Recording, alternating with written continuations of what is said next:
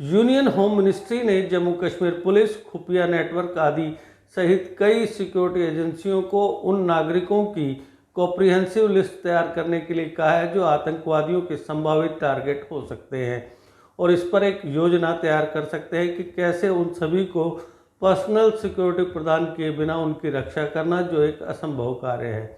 हालांकि security forces, Jammu Kashmir police और कश्मीर घाटी में एंटी टेररिज्म ऑपरेशंस में लगी अन्य एजेंसियों द्वारा ग्राउंड लेवल पर प्रभावशीलता के कारण टारगेट किलिंग्स में तेजी से कमी आई है, फिर भी केंद्र सरकार को लगता है कि आतंकवादी अलग अलग टारगेट किलिंग्स में शामिल हो सकते हैं।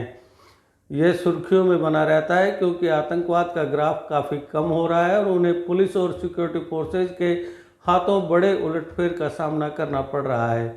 ऑफिशियल सोर्सेज के मुताबिक सिक्योरिटी एजेंसियों को पैटर्न, डेटा और अन्य इन्फॉर्मेशन का एनालिसिस करके संभावित टारगेट्स की पहचान करने के लिए कहा गया है। उन्हें ग्राउंड लेवल की इंटेलिजेंस इनपुट्स देने को कहा गया है। लोकल पुलिस और एडमिनिस्ट्रेशन को सॉफ्ट टारगेट्स की सिक्योरिटी के लिए एक प्लान तैयार करने का निर्देश दिया गया था। केंद्र सरकार की योजना में कथित तौर पर कश्मीर घाटी में तैनात सेंट्रल आर्म्ड पैरामिलिट्री फोर्सेज यानी CAPF के विभिन्न ऑफिसों के बेस को उन स्थानों पर शिफ्ट करना शामिल है जहां कमज़ोर आबादी रहती है। पैरामिलिट्री फोर्सेज के ट्रेनिंग सेंटर्स और अन्य एस्टेब्लिशमेंट को भी ऐसे स्थानों पर शिफ्ट किया जा सकता है। यूनियन होम मिनिस्ट्री का विचार है कि पैरामिलिट्री फोर्सेज और जम्मू कश्मीर पुलिस सहित अन्य सिक्योरिटी एजेंसियों के एस्टेब्लिशमेंट्स को सिक्योरिटी और इंटेलिजेंस एजेंसियों द्वारा पहचाने जाने वाले संवेदनशील क्षेत्रों में शिफ्ट करने से आमतौर पर ऐसी हत्याओं को अंजाम देने वाले हाइब्रिड मिलिटेंट्स द्वारा की जाने वाली टारगेट किलिंग्स को रोकने में काफ़ी मदद मिलेगी। सिक्योरिटी पर्सनल्स की मौजूदगी के कारण हाइब्रिड मिलिटेंट्स के पकड़े जाने का या समाप्त होने का डर बना रहेगा। सूत्रों ने कहा कि कुछ व्यक्तियों को खतरे की आशंका के बेसिस पर सिक्योरिटी कवर भी प्रदान किया जा सकता है।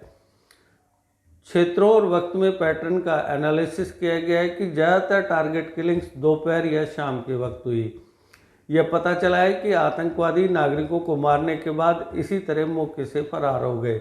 घाटी में ऐसी वारदातों को रोकने के लिए इंटेलिजेंस और सिक्योरिटी एजेंसियों द्वारा सॉफ्ट टारगेट को निशाना बनाने के लिए हाइब्रिड मिलिटेंट्स द्वारा इस्तेमाल की जा रही कई अन्य टेक्निक्स की भी स्टडी की गई है। टारगेट किलिंग्स को रोकने के लिए जम्मू कश्मीर एडमिनिस्ट्रेशन के परामर्श से केंद्र सरकार के विचाराधीन और भी कई उपाय हैं। सूत्रों का मानना था कि Jammu Kashmir police, security forces और इंटेलिजेंस एजेंसियों द्वारा उठाए गए कदमों की एक सीरीज के कारण घाटी में टारगेट किलिंग्स में काफ़ी कमी आई है।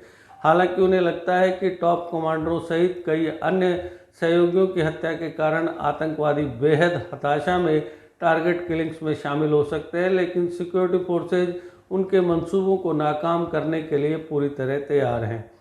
उल्लेखनीय है कि केंद्रीय गृह मंत्री अमित शाह ने पिछले महीने नई दिल्ली में एक हाई लेवल मीटिंग में जम्मू कश्मीर में सिक्योरिटी सिनेरियो को रिव्यू किया था।